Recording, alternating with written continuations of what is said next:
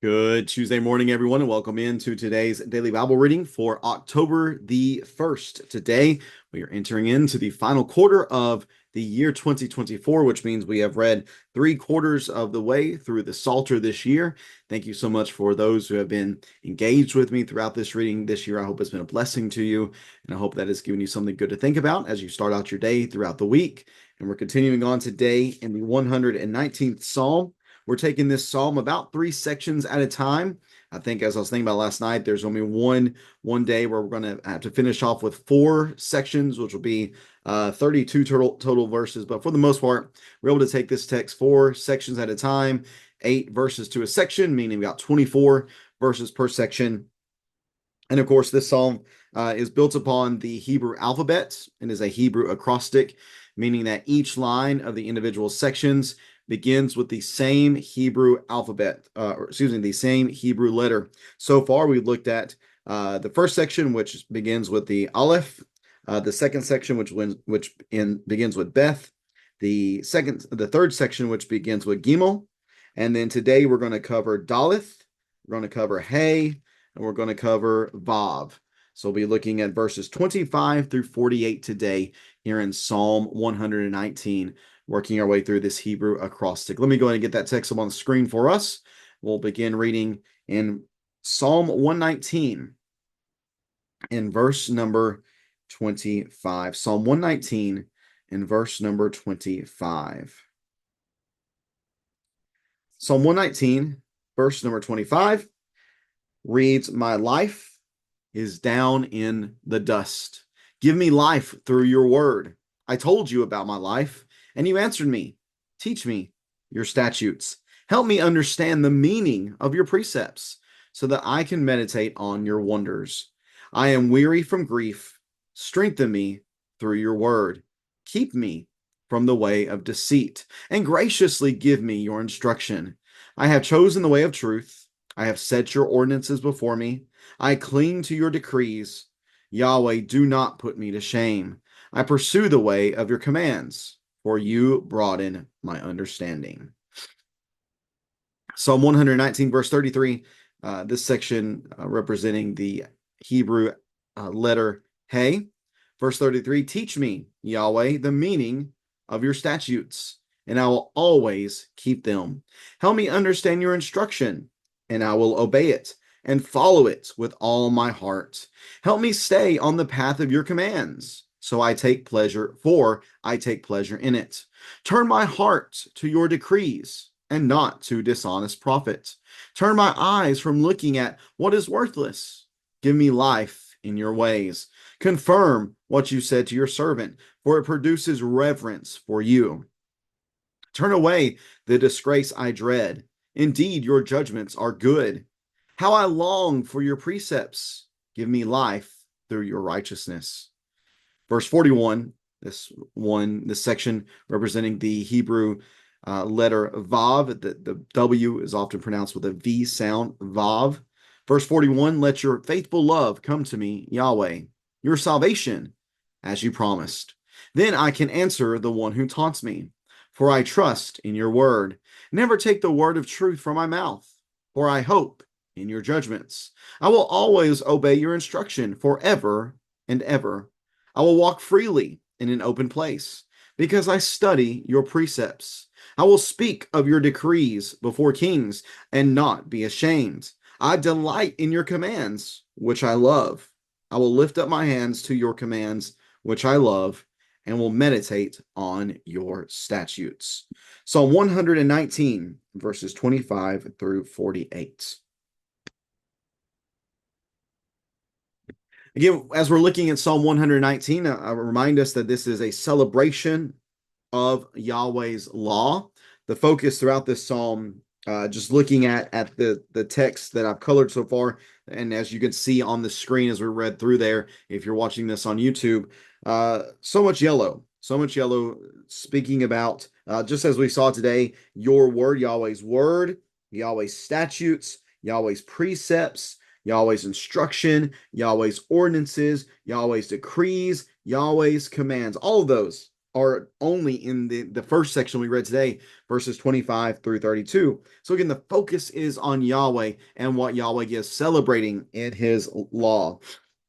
And one of the things we're doing just to help guide our read and consideration of these sections is to kind of give a theme to each section. And often the theme, I believe, is established right there in the first verse of the individual sections. Although I say that, but the second section we're going to look at today, 33 through 40, I think the entire psalm lends itself to the particular theme that we're going to see within that section.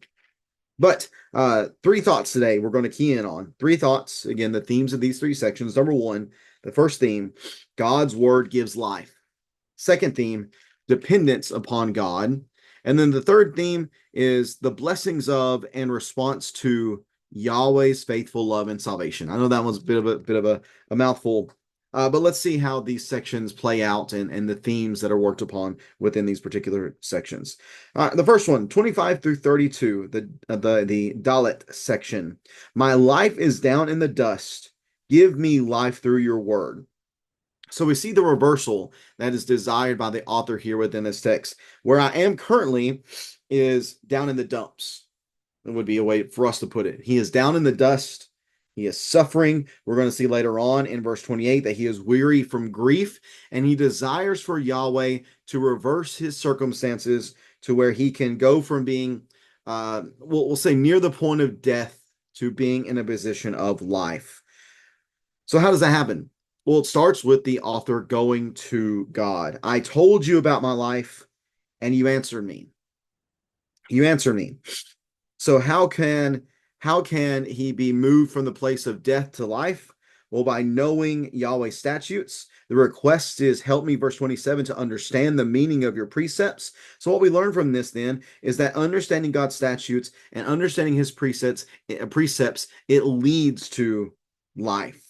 And it leads the author then to be able to meditate upon the wonders of God. Yes, he has been weary from grief, but he understands that he can be strengthened through God's word. Keep me, verse 29, from the way of deceit. Why keep him from that place? Well, because that's the way that leads to death. Deceit leads to death. But again, understanding his statutes, his precepts, his word, understanding these things leads to life. So the request then in verse 29 is to be gracious. Be gracious and give me your instruction. Be gracious and give me your instruction. Some people want to pit God's instruction and his teachings and his decrees against grace. But we need to recognize that it is an absolute grace of God for him to have given us the instruction that he has given us. Why? Because it leads to life. Just think about people think about people in your life that you know, and focus specifically on the people who have no regard for God's instruction, who don't care to live according to the ways of the Lord, and just consider for a second their lives. Would you consider their lives to be good, to be free from difficulties and full of peace and joy? I know that there's people out there who don't care about God and who are rich, but is rich is really all there is to it? Is that really all there is to life, to be able to gain money? You understand that sometimes so many of the unhappiest people are the richest people. Why? Because they realize there's really no value in money. But there is life, and there is joy, there is peace, there is goodness, there's excitement. Whenever it comes, or these things are found when we pursue God's instruction. Because why? Because his instruction is good for us. And again, let me suggest to you that it's a grace. So having been in this place of the dust, having been in a place of grief, and having asked God to show him his word and to give him life through his word, how then is the author going to respond to that? Well, he's going to respond to that by choosing the way of truth, by setting Yahweh's ordinances before him, by clinging to his decrees, by pursuing the way of his commands. Why? Why do these things? Because they lead to life, and they will keep him from being shamed, and it broadens his understanding. It broadens his knowledge so that he can live the better way. So, yes, God's word gives life. It gives a better life. It gives an abundant life, as Jesus says within the Gospels. And it is certainly a grace of God that we have the teachings that we have before us. That's the first section here, verses 25 through 32. Some thoughts to consider. The second section here, the represent the Hebrew letter He. He is pronounced He. And the theme here is dependence upon God. And each of these verses comes with an imperative request made from the author to God that God would do something for him. So what are those imperatives? Well, they all center around the idea of dependence. So first imperative, teach me the meaning of your statutes. The second imperative, help me understand your instruction. The third imperative, help me stay on the path of your commands. The fourth, turn my heart to your decrees. The fifth, turn my eyes from looking at what is worthless. The sixth, give me life in your ways. The seventh, confirm what you have said to your servant. The eighth, turn away the disgrace I dread. And then finally, the ninth imperative, give me life through your righteousness. The author recognizes here that, again, like the previous section, true blessing, true life, true enjoyment of life comes from God. The last section focused specifically on his word, and certainly that is the focus here, seeing as how we have his statutes, instruction, commands, decrees, ways, let's see what else, judgments, and lastly, precepts. All of these things are focused on and specifically mentioned within this particular section, not his word, but we recognize that the word is from Yahweh, and Yahweh speaks to us through his word. Those two things cannot be disconnected from one another. So in order to experience blessings and goodness in life, the author recognizes he has to turn to God, because only God can teach.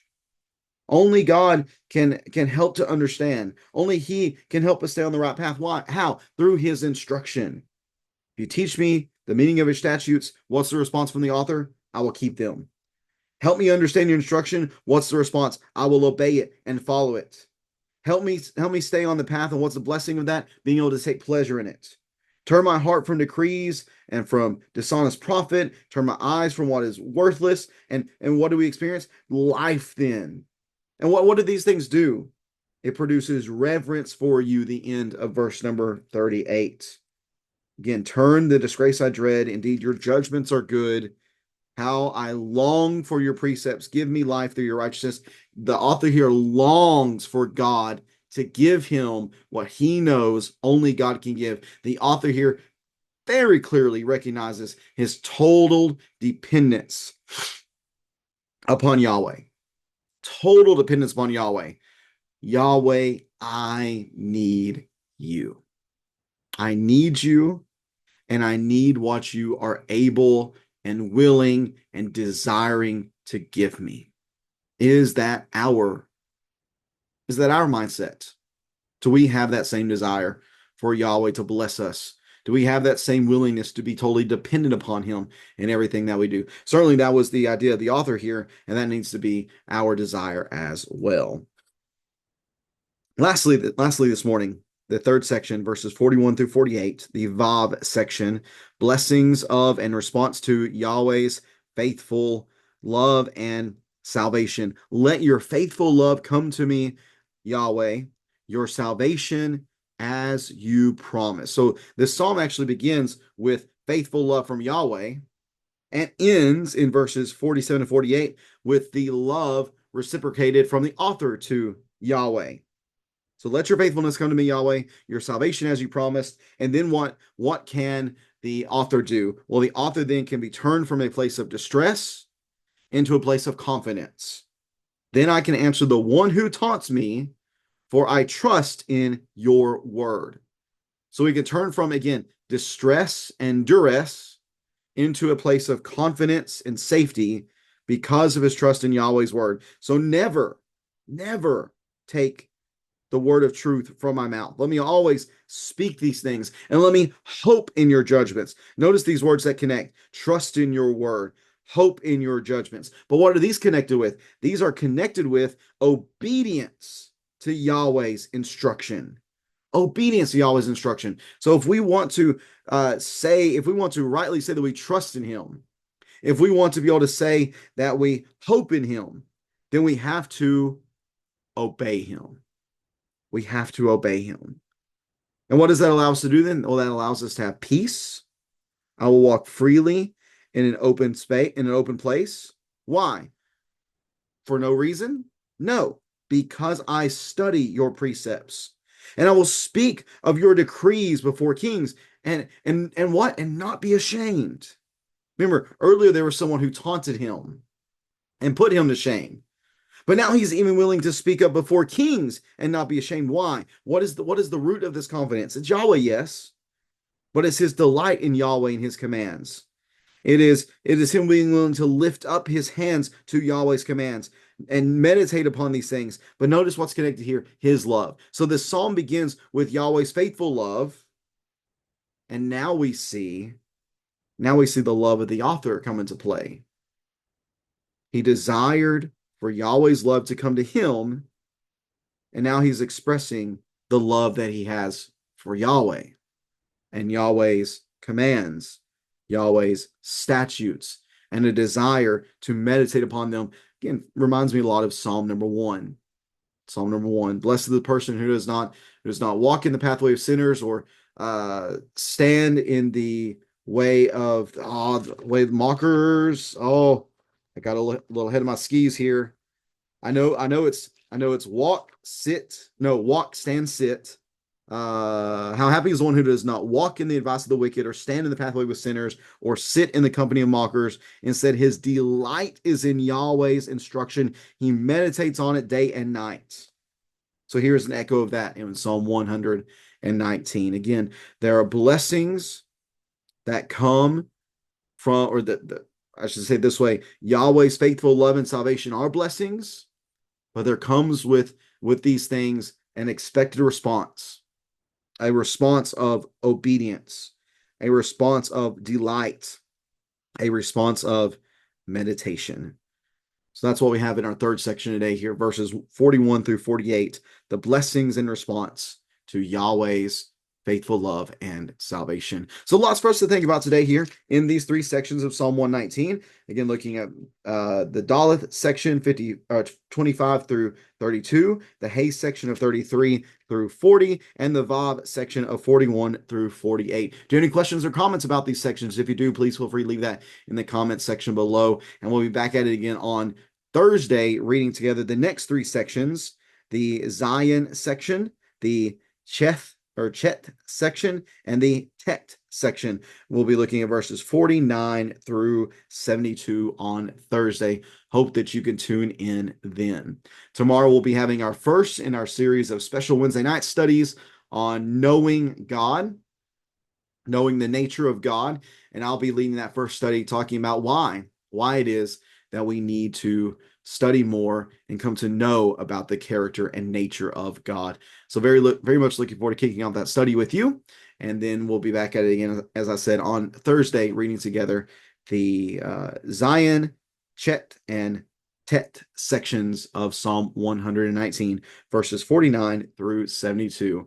Tomorrow also is Sarah Dotson's birthday. So very happy birthday to Sarah. Thanks again for tuning in today. Everybody have a great rest of your Tuesday. We'll see you tomorrow night. Take care and God bless.